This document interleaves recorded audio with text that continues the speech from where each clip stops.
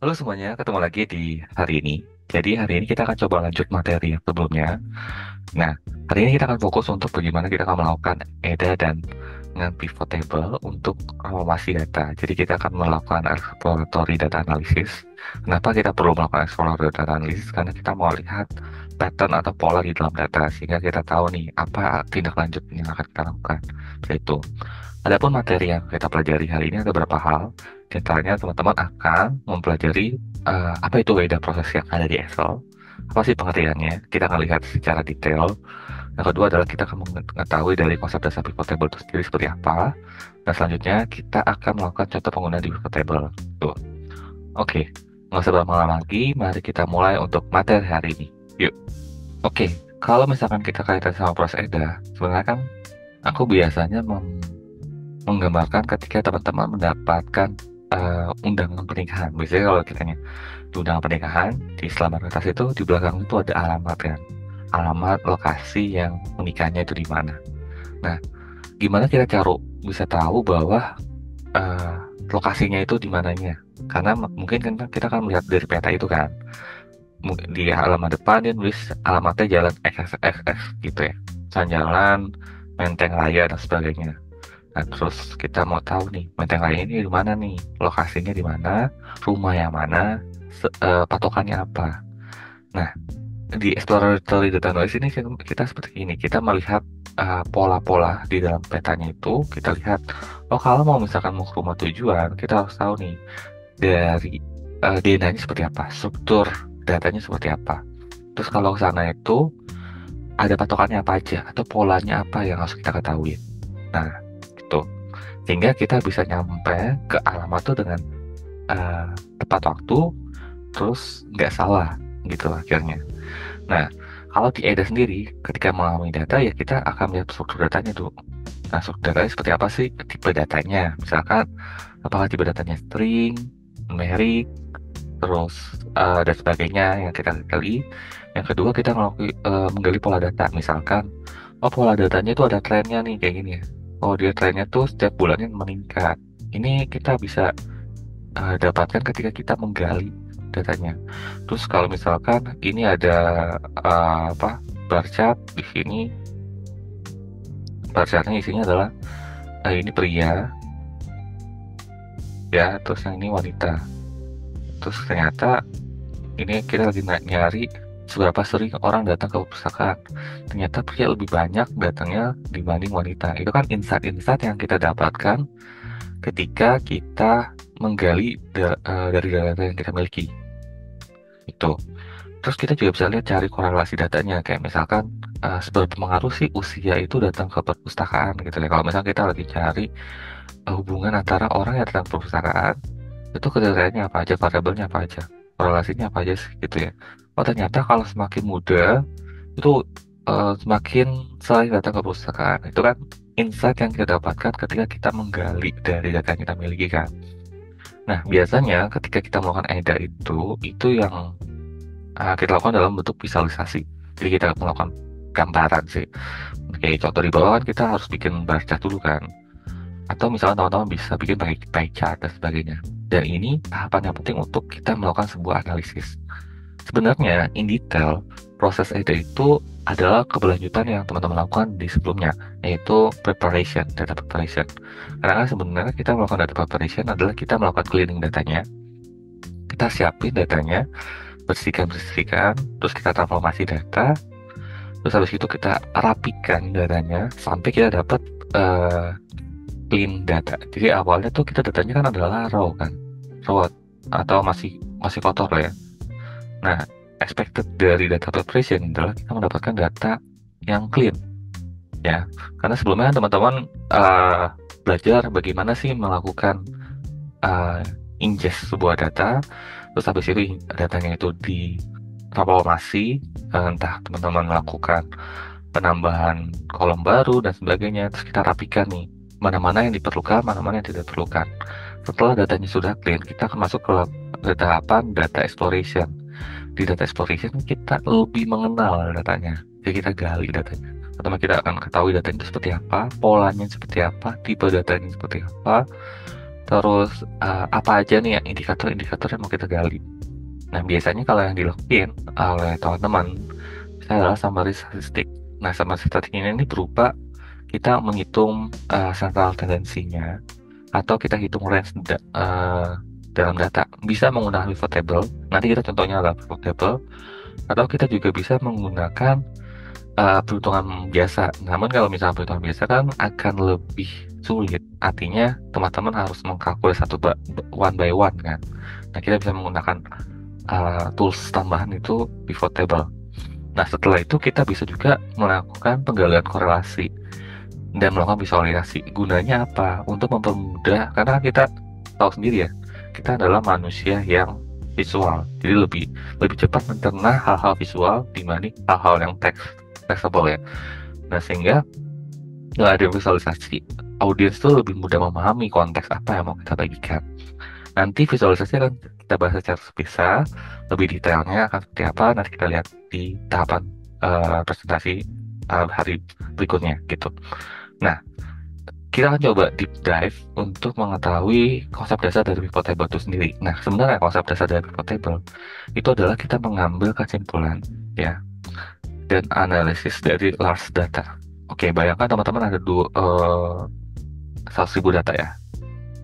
Terus teman-teman mau hitung berapa rata-rata orang yang datang ke Solo gitu. Gimana ceritanya? Pasti kan teman-teman akan melakukan filtering dong di data itu, terus harus filtering, terus habis itu di scan, di count kan. Tuh. Nah, kalau misalnya kayak gitu kan agak text time ya. Kenapa atau enggak teman-teman datanya itu dibaca as a pivot table. Habis itu kita grouping row-nya apa yang tampil, lokasi. Berarti nanti tadi akan ambil lokasi-lokasi mana sebagai tujuan. Nanti kita show count-nya seperti apa. Itu nanti kita kelihatan nih. Oh, yang ke Solo tuh ada 10.000 orang gitu dan sebagainya. Nah, dengan pivot table juga kita bisa namanya menggabungkan. Nah, ini menggabungkan nih. Kan Solo mungkin ada di bawah tuh ada Solo, Solo. Ya kan kalau kita di filter kan banyak ya. Nanti di grouping nih si Solo itu jadi satu, terus dia count. Nah, ini juga bisa digunakan untuk mengolah agar tabelnya itu dinamis. Jadi kalau misalkan ada penambahan data, lebih mudah nih kita melihat pergerakan datanya. Kalau misalkan tabelnya teman-teman dibaca as a table di sini. Jadi nanti ketika dibaca as table, ketika di table dia akan bergerak. Mulai.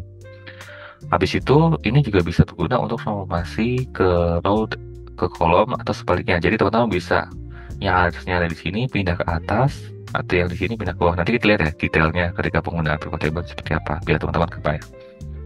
Habis itu di sini kita juga bisa melakukan grup, filter, agregat data sesuai kebutuhan kita dan kita melakukan identifikasi informasi apa yang mau kita gali gitu.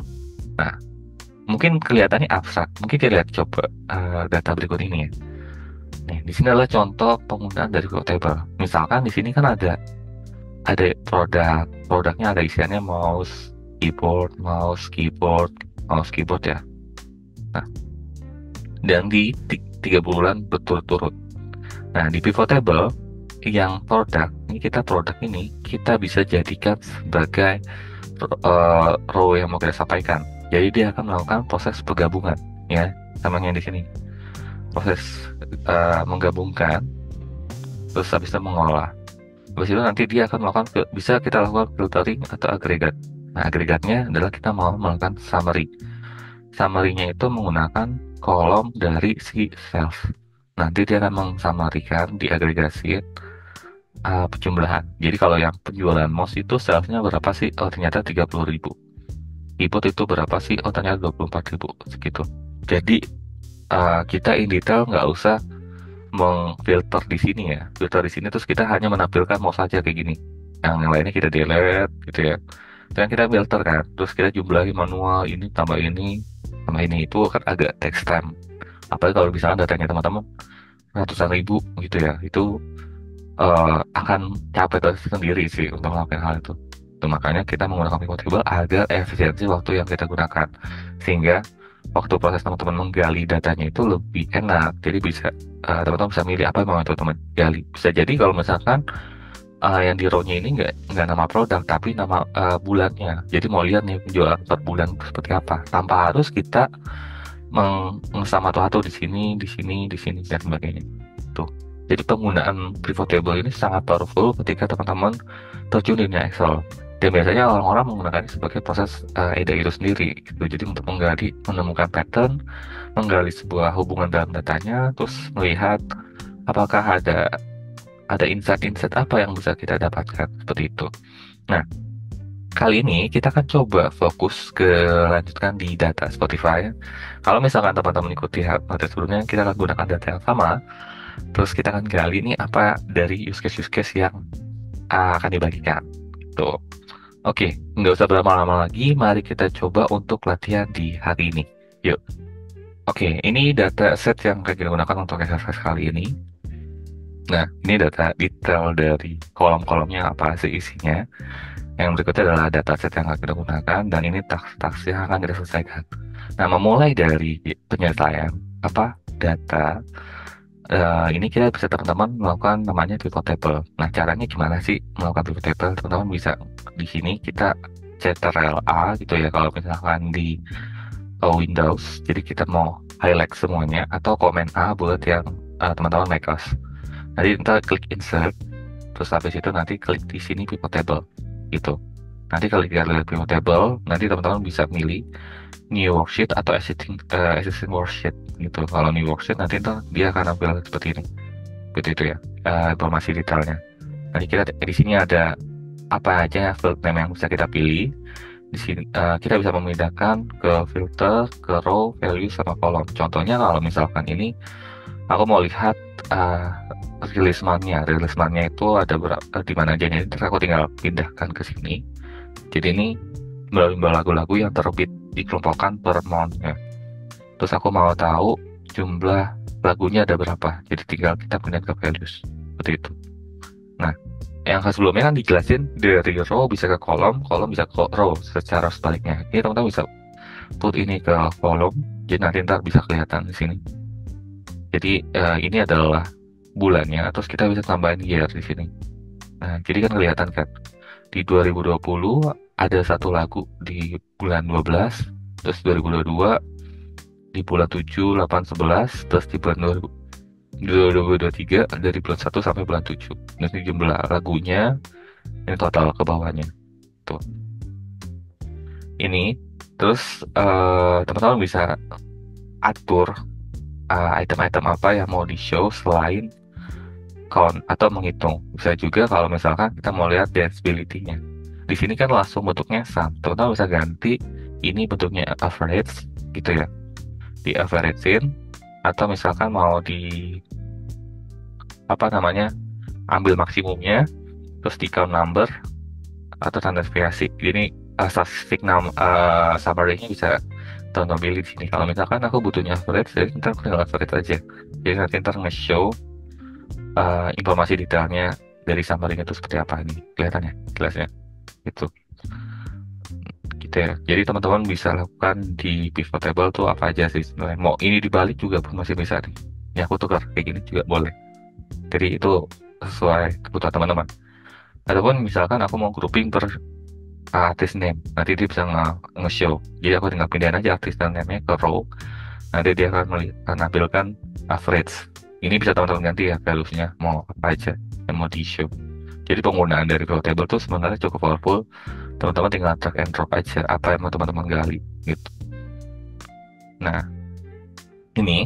sekarang kaitannya kita hari ini adalah kita akan coba menyelesaikan use case yang ada di sini. Jadi kita akan coba lihat use case-nya seperti apa sih sebenarnya.